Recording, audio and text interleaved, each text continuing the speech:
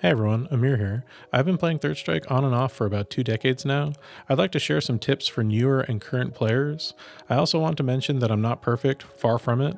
To date, I still mess up basic things, but I want to stay consistent and improve as much as possible. I still have a lot to learn in Third Strike, but here are some general things in game that I'd like to talk about. I'm recording this on 30th anniversary because it's just easier for me to record stuff. Alright, let's start off with movement. Movement is very important in Third Strike. You need to be able to control your character. While this sounds very basic, it's actually very important to move with confidence. Try this out. Pick Remy, dash forward 3 times, and then dash back 3 times and repeat this.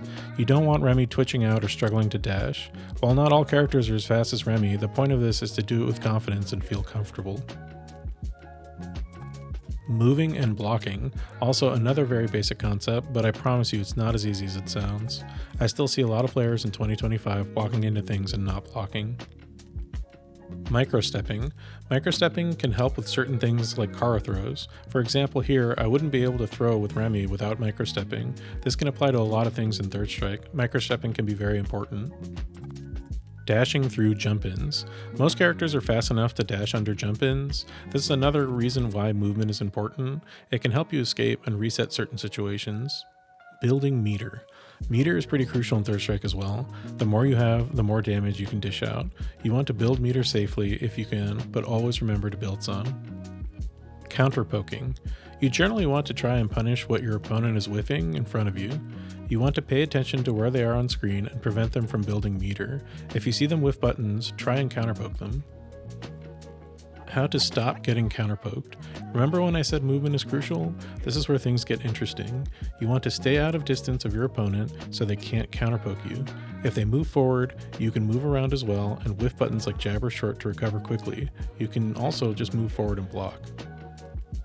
Pre-buffering supers. After you hit a button, you can pre-buffer supers. Here, you'll see me moving forward and hitting low forward, then pre-buffering my super input before pressing the button.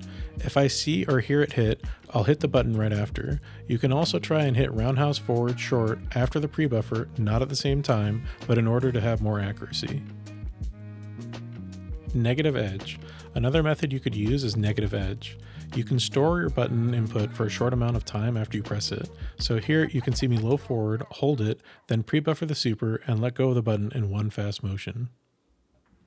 Whiffing buttons on wake up. Small tip, this is player dependent of course, but whiffing a button before they get up can help confuse the opponent. I still use this to date. Think of it as an alternative to a shimmy. Can you punish it? You need to study and remember what to punish. There are things I still don't and should, but it's important to get into the habit that you have to continuously get better at it to improve your chances of winning. This is important to mention because missing a reversal super with Chun, for example, can cost you the game. It also conditions players into not pressing certain buttons when you have meter. Did you know that you can punish reversal super certain things while standing and blocking? You recover faster, and this opens up to more punishes. Rewatching matches to understand what to do. This is crucial to better your gameplay. I highly suggest watching the matches you've lost and brainstorm on what you could have done differently. Here, for example, Yuns can abuse dive kicks. Certain Chun players can feel helpless or stuck. So what options do you have? Here's a couple. You can try parrying it. You can try jumping back with forward. You can just jump away to reset the situation and spacing. You can also palm it at certain distances, which is why movement and placement of where you are is very important. Here's another example that I'm actually working on myself. A lot of young players are getting away with activating Ginijin mid-screen or in the corner at certain distances, while it's very punishable with Chun Super.